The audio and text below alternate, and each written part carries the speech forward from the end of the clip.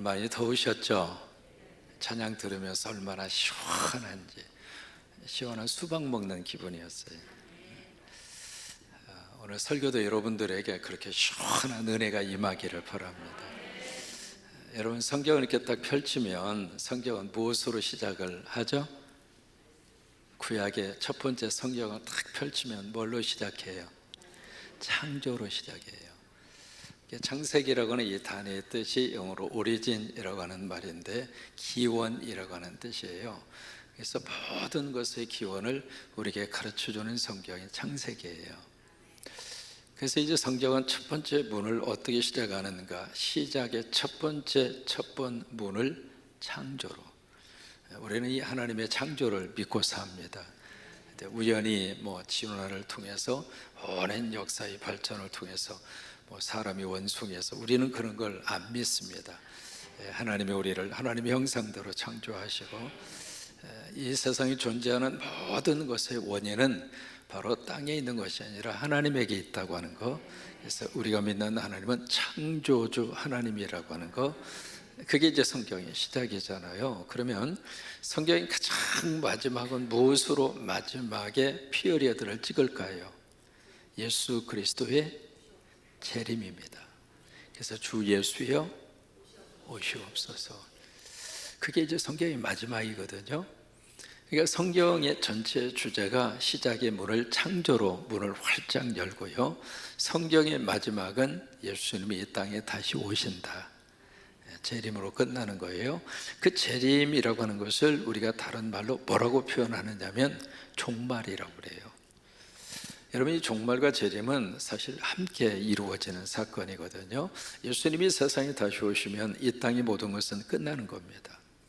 그리고 새로운 예수 그리스도의 통치가 이 땅에 이루어지게 되고, 그래서 이제 종말과 재림의 사건이 사실은 동시적으로 일어나는 사건인데, 성경에서 이 재림과 종말을 가장 자세하게 우리에게 말씀해 주시고 있는 부분이 바로 데살로니가전서 4장 13절에서 18절입니다. 예수님도 이제 종말의 이야기를 하셨죠. 종말의 주제를 가지고 마태 13장 같은 경우에도 우리가 종말에 대한 주제를 가지고 말씀을 주셨는데, 그 종말에 대해서 아주 구체적으로 우리에게 설명을 하고 있는 것은 여기밖에 없어요. 그래서 예수님이 이 땅에 다시 오실 때 가장 먼저 나타나는 현상이 호령이라고 그랬어요. 호령이라고 하는 것은 loud command라고 하는 뜻입니다. 큰 소리로 명령하는 거예요. 그러면 하늘에서 그 명령이 들리면 다 들을까요? 못 들을까요? 다 들어요. 또 하나, 천사장의 소리가 함께 나오고 되고, 세 번째, 하나님의 나팔 소리가 난다고 그랬어요. 세 가지의 현상이 나타나게 되는데, 그것이 이 지구촌에 있는 모든 사람들 귀에 들릴까요? 안 들릴까요? 모든 사람들의 눈에 보일까요? 안 보일까요? 그러면 예수님의 재림이 은밀한 사건입니까? 공개적인 사건입니까? 이거 하나만 알아도 이단에 넘어가지 않아요. 그러면서 예수님이 이 땅에 재림을 하시는데 어떤 역사가 나타나는가? 예수 안에서 이 세상의 믿음을 가지고 살다가 참된 자, 돌아가신 분이 먼저 무덤문이 열려지게 될 것이다. 그들이 살아나게 될 것이고, 그때까지 예수님이 재림한 그 순간까지 살아있는 자들이 그 예수님의 재림을 맞이한다면, 그들은 먼저 잠들었던 그들이 부활하고 살아있는 자들이 함께 하늘로 들리오죠. 이야기는요, 위에서 캡처한다고 하는 뜻입니다. 위에서 낚아챈다고 하는 이야기예요. 내가 가고 싶어서 가는 것이 아니라 위에서 강력한 하나님의 힘으로 우리를 낚아채는 거예요. 그것이 순식간에 이루어집니다. 그것을 뭐라고 이야기하는가? 휴자로 시가 시작하는 단어가 있습니다. 휴거입니다. 그래서 하늘에서 예수 그리스도를 영접하게 되리라. 그러니까 데살로니가전서 4장 13절 18절 말씀이 이 종말과 그리고 예수 그리스도의 재림에 대해서는 가장 중요한 본문입니다. 그러면서 이제 5장으로 넘어오게 되거든요. 5장으로 넘어오면서 5장 1절을 유념해서 읽으시기 바랍니다. 5장 1절 시작. 아니, 빼먹으면 안 된다니까요. 특히 여자분들은 꼭 집어넣으세요. 형제, 이게 다음에 성경 번역할 때 이거부터 고쳐야 돼요. 영어 번역을 보시는 분은 이걸 정확하게 알 수 있습니다. 이게 brothers and sisters 그렇게 돼 있어요. 모든 성경이 다. 그게 사실은 맞는 얘기입니다. 왜 형제들아 이렇게 번역을 했느냐면, 형제들아라는 이 단어가 그 당시 성도들에 대한 일반 호칭이었어요. 그걸 그냥 우리는 형제들아 이렇게 번역을 하다 보니까 이거 읽을 때마다 참 자매 여러분들에게 주성한 마음을 금할 길이 없습니다. 자, 1절을 다시 한번 읽습니다. 시작. 형제 자매들아, 때와 시기에 관하여는 너에게 쓸 것이 없다. 두 가지가 나옵니다. 첫째로 뭐가 나와요? 때가 나옵니다. 때. 두 번째는요, 시기가 나옵니다. 이 때라고 하는 말을 영어로 타임이라고 그랬습니다. 일반적으로 시간으로 그렇게 기억하시잖아요. 이 시기라고 하는 것은 영어로 date라고 되어 있습니다. 그러면 영어 번역에 보면은 시간과 날짜에 대해서는 내가 더 이상 당신들에게 할 말이 없다. 왜 그럴까? 그 이유를 2절에서 설명을 합니다. 이 때와 시기라고 하는 것은 예수님이 이 세상에 오시는 재림이에요. 다시 말해 종말입니다. 이 종말이 언제, 어느 시간에 일어나게 될 것인가? 예수님이 언제, 어느 시간에 이 땅에 다시 재림해서 오실 것인가? 거기에 대해서 당신들에게, 데살로니가에 있는 성도들에게 내가 더 이상 쓸 말이 없다, 내가 더 이상 할 말이 없다, 그거예요. 그 이유가 바로 뭘까? 2절에 그 이유를 설명합니다. 그래서 1절과 2절이 사실은 접속사가 들어가야 돼요. 2절을 시작하기 전에 왜냐하면 이렇게 들어가야 돼요. 원래 원문에 그 접속사가 들어가 있습니다. 왜냐하면을 넣어서 2절을 그렇게 읽겠습니다. 왜냐하면 주의 날이 밤에 도둑같이 이를 줄을 너희 자신이 자세히 알기 때문이라. 여기 주의 날이라고 그랬습니다. 주의 날. 이 주의 날을 구약에서는 뭐라고 이야기했는가? 야훼의 날이라고 그랬습니다. 여호와의 날이라. 구약에서는 그렇게 나오거든요. 여기 주의 날이라고 하는 것은 주님이 이 땅에 다시 오시는 날, 그 날, 우리는 성탄을 기억하고 있잖아요. 근데 그 성탄으로 해서 이 세상에 출임 오신 그 날 말고 다시 이 땅에 재림으로 오시는 날, 그 주님의 날에 대해서, 이 주님의 날이 밤에 도둑같이 이를 줄을, 도둑같이 오게 된다고 하는 사실을 너희 자신이 어떻게 알아요? 자세히 알아요. 어떻게 알게 됐을까? 바울이 데살로니가 성도들을 대상으로 목회할 때 자세히 설교를 했어요. 그래서 들어서 알고 있다 이 말이에요. 그러니까 성경을 조금이라도 알고 성경을 가르치는 목회자 입장으로서는 이 종말과 예수 그리스도의 재림을 가르쳐야 돼요. 성도들에게 분명히 가르쳐야 합니다. 바울은 이것을 교인들이 가르쳤습니다. 종말이 있다. 여러분, 이 종말이라고 하는 게 두 가지의 종말이 있거든요. 이 종말이 두 가지의 종말인데 어떻게 구분하냐면 소대로 그렇게 구별을 해요. 그래서 소종말, 대종말 이렇게 구별을 하거든요. 여기 소종말이라고 하는 것은 개인적인 종말. 개인적인 종말이 뭘까요? 죽는 거예요. 이게 개인마다 다 지금 우리가 앞에서 부정할 수 없을 정도로 내 인생 가운데 나의 소종말이 있을까요? 없을까요? 부정할 수 없습니다. 언제 어디서 어떻게 우리가 종말을 맞이할지 모르는 것뿐이죠. 그러나 분명히 우리가 살면서 태어난 모든 사람들은 생일날이 있는 것처럼 이 세상을 떠나는 그날이 분명히 있습니다. 인정하시죠? 아멘 안 하셔도 와요. 기분 나쁘게 생각하셔도 이건 아무 상관이 없어요. 여러분 감정하고는 상관이 없어요. 근데 그날이 언제 올지 몰라요. 이 소종말이. 그래서 저녁에 여러분 주무실 때마다 꼭 기도하셔야 돼요. 하나님, 오늘도 내 영혼 주께 맡겨드립니다. 내일 아침에 부활의 아침을 맞이하게 하옵소서. 그날 밤에 무슨 일이 일어날지 모르잖아요. 이것이 소종말이에요. 두 번째, 이 대종말이 있는데 대종말을 헬라어로 뭐라고 이야기하는가? 파루시아라고 그럽니다. 파루시아. 이 파루시아라고 하는 이 단어를 여러 가지로 해석하거든요. 가장 많이 해석하는 것은 강림이에요. 강림. 한번 해보실까요? 강림. 그러니까 이 강림, 그 다음에 재림 다 같은 이 파루시아라고 하는 말을 그렇게 번역을 한 겁니다. 이 파루시아, 이 강림에 대해서 이미 예수님은 마태복음 25장에서 말씀을 하셨어요. 근데 이 주제는요, 사도 바울의 주제이기도 하고요, 또 하나 야고보의 주제이기도 하고, 또 하나 베드로의 주제이기도 해요. 파루시아, 강림하신다.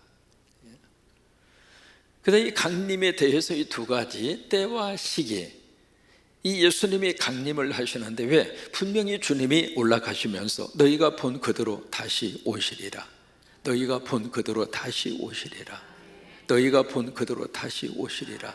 그 말씀을 그 당시 초대교회 성도들은 직접 눈으로 보았고, 그리고 직접 들은 세대들이 아직도 그들 가운데 있었다 이 말이에요. 그러니까 예수님의 이 파루시아에 대해서 의심하지 않았습니다. 왜요? 목격자들이 한두 사람이 아니라 갈릴리에서부터 여인부터 시작을 해서 거기에 수없이 많은 사람들이 감람산에서 예수님이 승천하시는 모습 눈으로 봤다 이 말이에요. 그리고 천사들이 하는 말을 귀로 들었어요. 그래서 그들의 신앙생활의 저 저변 속에는 뭐가 깔려져 있는가? 이 파루시아, 주님이 다시 오신다. 그게 그들의 믿음 속에 쫙 깔려있는 신앙이에요.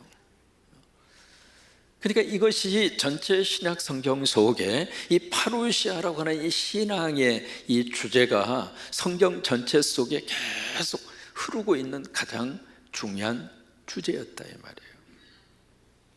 근데 그 파루시아가 어느 때, 어느 시기에 이게 이루어질 것인가? 여기에 대해서 내가 더 이상 쓸 말이 없다. 왜? 첫째, 당신들이 알고 있지 않느냐. 그냥 아는 것이 아니라 너희 자신이 자세히 잘 알고 있지 않느냐. 왜?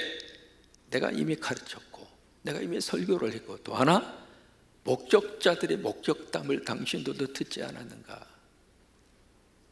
근데 더 이상 내가 무슨 말을 하겠는가. 이해가 되세요? 두 번째, 왜 내가 당신들에게 더 이상 쓸 말이 없다고 말씀을 하고 있는가? 바울도 이 때와 시기에 대해서 알아요? 몰라요? 몰라요. 누구만 안다고 말씀을 하셨죠? 하나님 아버지만 알아요. 예수님 자신도 모른다고 하셨어요. 여러분, 예수님 모를 리가 없죠. 그죠? 성부, 성자, 성령 삼위일체 하나님이신데 예수님 모를 리가 없잖아요. 그걸 강조하는 거예요. 아버지 외에는 이것은 누구도 모른다. 아니, 아버지만 아시도록 숨겨진 비밀이다. 근데 그렇게 분명히 성경에서 말씀을 하셨는데 가끔 가다가 영적인 이상한 또라이들이 나와서 나한테 살짝 가르쳐 줬다고. 근데 또 그 말을 또 고지 듣고 그런 게 미워하고 그쪽으로 가는. 여러분, 종교 여러분의 이름으로요, 여러분들을 아주 유혹하는 세력들이 너무 많아요. 그래서 말세가 되면 교회도 잘 선택하셔야 돼요. 그리고 그 교회 담임 목사가 어떤 목사인지도 다 찾아보셔야 되고, 제대로 신학을 했는가, 목회의 방향이 성서적인가. 설교도 요즘에는요, 와서 새가족들에게 등록할 때 오자마자 등록 안 합니다. 전부 다 인터넷으로. 어떤 분들은 저 설교를 2년이나 듣고 그리고 와서 등록한 분이 있어요. 그래서 참 징그럽다고 그랬어요. 무슨 설교를 2년이나 들어보고. 그런데 지금은 그런 시대입니다. 다 확인하고 전부 다 두들겨보고. 여러분, 그게 맞습니다. 내 영혼을 맡기는데, 나를 천국까지 안내할 영적 하나님께서 보내신 사자인데 아무한테나 따라갈 수 없잖아요. 그러니까 확인하셔야 돼요. 그러니까 아버지만 안다라고 아주 못을 딱 박아놨어요. 그러니까 바울도 지금 이것을 쓰면서 나도 모르는데 내가 무슨 말을 더 해? 그리고 또 하나, 모른다는 거 서로 알잖아, 그거예요. 그러면 보세요. 왜 이 예수 그리스도 이 파루시아를 왜 모르게 이렇게 하나님만 알도록 이것을 비밀화했을까? 왜 그랬을 것 같아요? 이 디데이를 알려주면 얼마나 좋을까? 그런 생각이 들잖아요.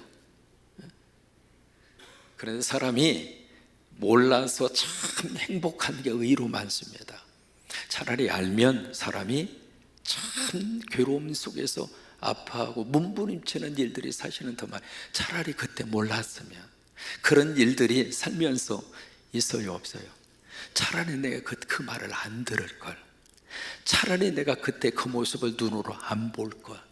그랬으면 참 속편하게 그렇게 살아갈 수 있는 일들이 의외로 참 많거든요. 그 중에 하나가 바로 뭐냐면, 사람이 살면서 내 죽음의 날짜를 모르는 것이 행복해요. 애가 태어났습니다. 날짜를 받아가지고 나왔어. 몇 날, 며칠, 몇 시에 이 애가 죽는다. 그러면 행복할 것 같아요? 예수님의 파루시아도 마찬가지예요. 또 하나, 이것을 비밀로 이렇게 딱 하나님께서 감추어 두신 이유는 영적 긴장감을 가지고 살라고 하는 거예요. 영적 긴장감을 가지고. 그래서 이것을 감춰 놓은 거예요. 그런데 이 파루시아를 오늘 표현을 할 때 뭐라고 말씀하시는가? 2절에 보시면은요, 여기를 잘 읽으셔야 돼요. 2절에. 왜냐하면 주의 날이 밤에 무엇같이, 도둑같이. 왜 이 뉘앙스를 썼는지는 기억하시잖아요.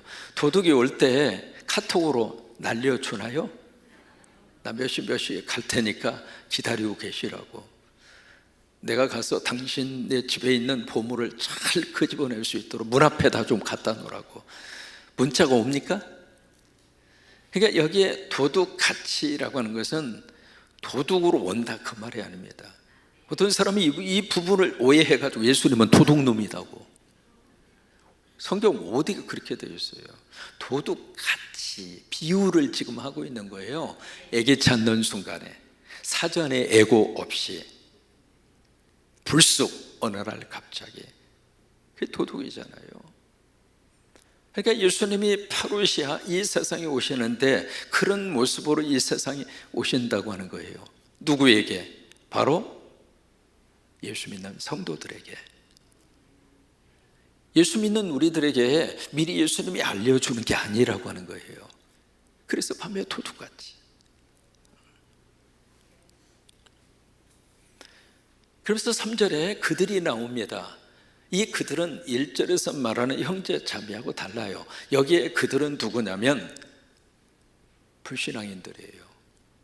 일반 사람들을 지칭하고 있는 겁니다. 또 하나, 여기에 그들은 교회 안에서도 이 파루시아를 인정하지 않는 사람들, 바로 그 그룹을 향해 3절에서 그들이라 그런 거예요. 그들이 두 가지 마음을 갖습니다. 첫째는 편안하다, 두 번째는 안전하다. 여기 왜 이 두 단어가 나왔을까? 이 데살로니가라고 하는 이 지역이 그 당시 마게도냐, 지난번 이 성지순례 다녀오는 분들은 거기서 1박을 했어요. 데살로니가에서. 이름이 지금도 똑같아요. 도시 이름이 데살로니키아라고 하는 도시, 그리스에 그대로 있습니다. 그래서 이제 하룻밤을 주무시고 오셨거든요. 근데 그 도시가 바로 전체 마게도냐라고 하는, 다시 말해 지금 그리스의 북부 지역이에요. 북부 지역에 있었던 마게도냐라고 하는 그곳의 수도예요. 그러니까 이 데살로니가 지역 자체가 경제적으로 굉장히 풍성했습니다. 또 하나는 그 당시에 로마가 다 지배를 하고 있었는데 로마 정부로부터 이 데살로니가 있는 지역 자체는 자치권을 부여받았어요. 로마의 통제를 많이 받지 않았습니다. 그리고 또 하나, 로마 정부로부터 특권을 많이 받았어요. 데살로니가 지역 사람들에게. 그래서 보니까 이 사람 마음속에 무슨 마음이 타겠느냐면, 그 당시에 팍스 로마나라고 하는 말이 세계를 지배하고 있었거든요. 로마가 통치하는 한 전 세계는 평화를 유지할 것이다. 마치 이제 지금 70년 동안 미국이 그 역할을 한 거예요. 미국이 전 세계 경찰 국가라고 하는 이름으로 해상권을 확 소려쥐고 분쟁 지역마다 미국의 군인이 출두를 했고, 그래서 누구도 거기서 서로 티격태격하지 아니하도록 미국의 힘 안에 전 세계가 함께 한 덩어리가 돼서, 그때부터 나온 단어가 전 세계화라고 하는 글로벌라이제이션이라고 하는 말이 그래서 나온 겁니다.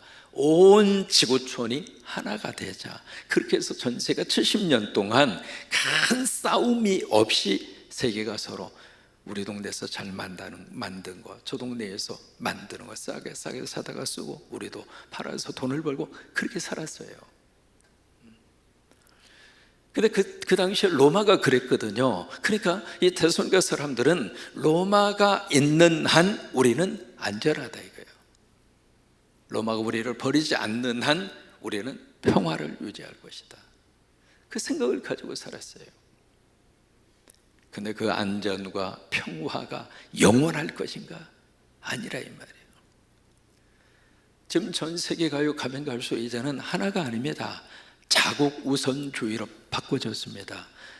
더 이상 미국이 트럼프가 딱 나오는 순간부터 미국 우선주의로 바꿔졌거든요. 그게 무슨 말이냐면 더 이상 안 하겠다 이 말이에요.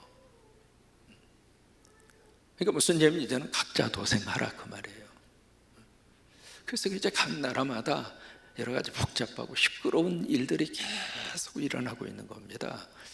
그러니까 이 마게도냐 사람들의 입장으로서, 이 데살로니가 사람 입장으로서는 로마가 쓰러지지 않는 한 우리는 별일이 없다, 잘 먹고 잘 산다, 그 생각을 가지고 있었다 이 말이에요.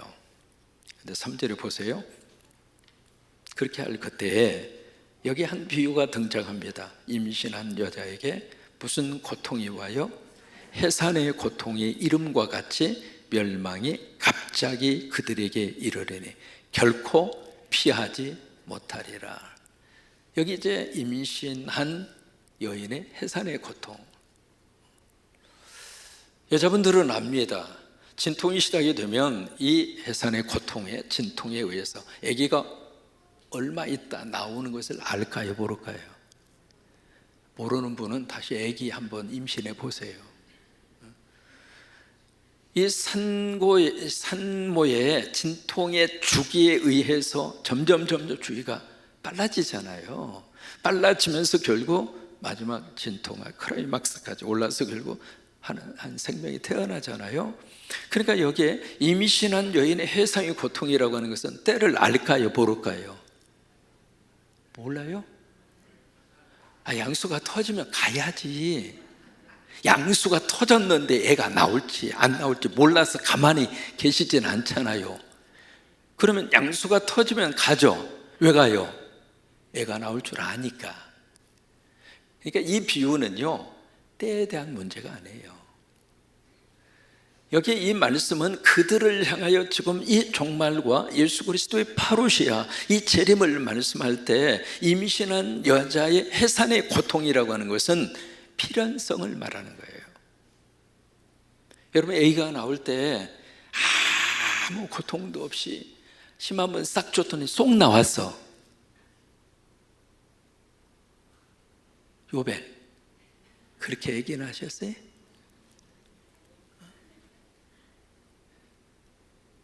그러니까 이게요, 산모의 고통이라고 하는 것은 피할 수 없다 이 말이에요.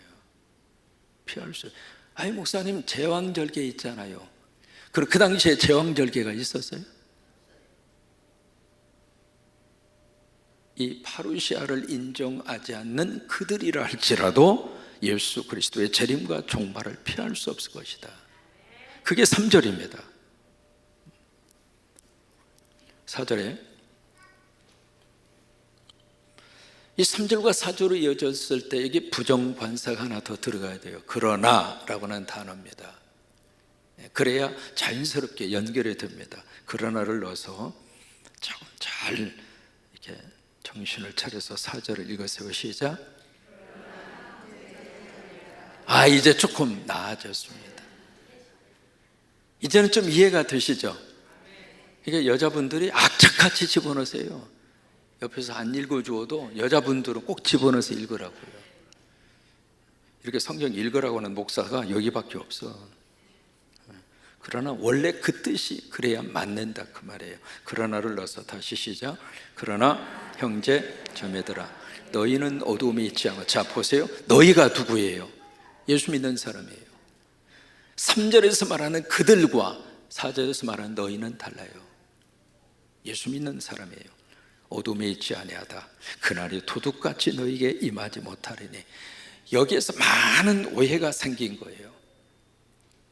예수 믿는 사람에게는 그날이 도둑같이 임하지 않을 것이다. 그러면 우리는 안다. 그렇게 나오는 거예요. 근데 여기 2절 말씀에 알아요, 몰라요? 모른다. 모르는 것을 우리가 더 자세히 알고 있다. 그랬는데 4절에 가서 안다고 그러니까 아이, 우리는 알지. 다른 사람은 다 몰라도 나한테는 살짝 알려주었어. 1992년 10월 17일 밤 12시 시한부 종말론. 이제 세상 종말에 도는데 무슨 놈의 돈이 필요할까? 다 돈 나한테 가지고 오라고. 그래서 말이죠, 재산 팔고 있는 돈 다 팔아서 줬는데 그 돈 가지고 교주는 땅 사고 빌딩 사고, 현혹이 된 교인들만 돈 갖다 바치고. 여러분 그랬습니다. 이게요, 영적으로 분별력이 없는 사람은 물질도 가정도 다 뺏깁니다. 그러니까 4절에서 말하고 있는 여기 이 말씀은요, 너희 이 크리스찬들을 말하고 있거든요. 어둠에 있지 아니하다. 그 이야기는 뭐예요? 마귀 사탄에 속하지 않았다 그 말이에요. 그렇기 때문에 그 날이 도둑같이 너에게 임하지 못하리니 그 이유를 5절에서 설명합니다. 같이 읽습니다. 너희는 다 빛의 아들이요 낮의 아들이라. 우리가 밤이나 어둠에 속하지 아니하나니. 소속이 달라요. 하나님에게 속한 사람은 빛과 낮에 속한 사람이라 같다 이 말이에요. 근데 마귀에게 속한 사람은 밤과 어두움에 속한 자와 같다 이 말이에요. 그러면서 6절 말씀에 시작. 그러므로 우리가 누구예요? 종말과 파루시아를 믿는 사람이에요. 그 크리스찬들은 다른 이들과 같이, 다른 이들이 누구일까? 3절에서 말하고 있는 그들, 또 하나 4절과 5절에서 말하고 있는 어둠과 밤에 속한 사람들. 밤에 속한 사람은 특징이 있습니다. 뭐 계속 잠만 자. 왜? 밤에 속해 있으니까. 여러분 설교 시간에 어쩌다 한 번씩 조는 것은 이해가 돼요. 피곤하니까 다 이해가 돼요. 앉기만 하면 졸아. 물론 계속 설교를 졸립게 하는 참목사의 책임도 크지만 그렇다고 내가 맨날 졸립게 하는 건 아니잖아. 어떻게 쓰든지 안 졸립게 하려고 여기 안 서 있고 여기 와가지고 원고를 머릿속에다 어쨌든 간에 집어넣어 보려고 무진내를 써서 IQ가 3자리 숫자밖에 안 되니까 이걸 막 집어넣느라고 나름대로 최선을 다해서. 왜? 눈과 눈을 좀 마주치고 이러면 좀 덜 졸까 봐서. 이에 따른 마음을 좀 알아주면 얼마나 좋아. 내가 맨날 졸립게 설교하는 건 아니잖아요. 인정도 안 해. 근데 설교만 시작하면 주무셔. 정상은 아니죠. 어둠에 속한 거예요. 그러면 어두움에 속한 사람은 밤에 소속해 있기 때문에 잠만 자는 거예요. 여러분 낮에 속한 사람은 잠자지 않아요. 낮에 속한 사람은 막 움직입니다. 활발하게 움직입니다. 주의 일을 위해서, 예배를 위해서, 하나님의 영광을 위해서 열심히 살아요. 그러면서 6절 말씀에 다른 이들과 같이 자지 말고 오직 깨어 뭘 차려라? 정신을 차려라. 여기 정신 차려라 이 말이 두 가지의 뜻이 있습니다. 첫째, 맑은 정신 가져라. 두 번째, 술 취하지 말라 이거예요. 영어 번역에서는 셀프 컨트롤이라고 그랬습니다. 셀프 컨트롤. 이게 절제라고 하는 뜻이에요. 성령이 9가지 열매 중에 마지막 10번 9가지 9번째 열매, 그게 셀프 컨트롤이거든요. 절제라고 하는 말인데, 그 말을 이 데살로니가에서는 이렇게 표현을 한 거예요.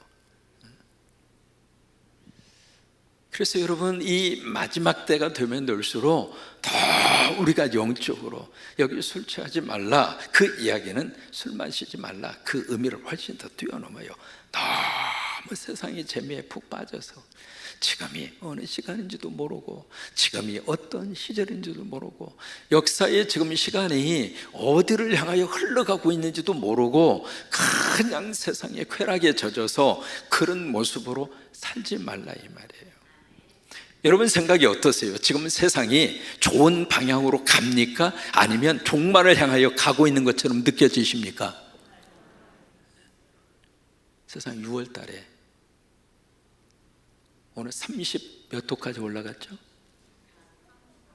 세상 6월 달에 이게 정상입니까?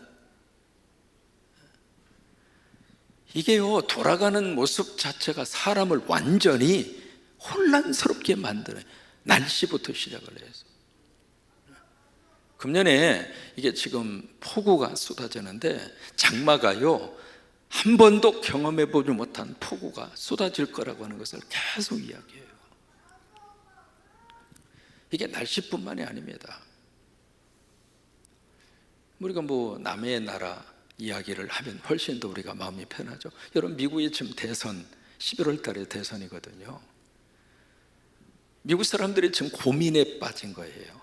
한 분은 80세가 훌쩍 넘어서 연세가 들어도 너무 많이 들어가지고, 그래서 인기가 없어요, 현직 대통령이. 그런데 또 한 분이 딱 해서 나섰는데, 이분은 입만 벌리면 거짓말이네. 말 그대로 남의 나라 이야기입니다만 사기꾼에다가 거짓말에다가 막 음모를 퍼뜨리고, 그래서 두 사람 중에 한 사람을 골라야 되는데 도대체 누구를 골라야 될지 모른다고.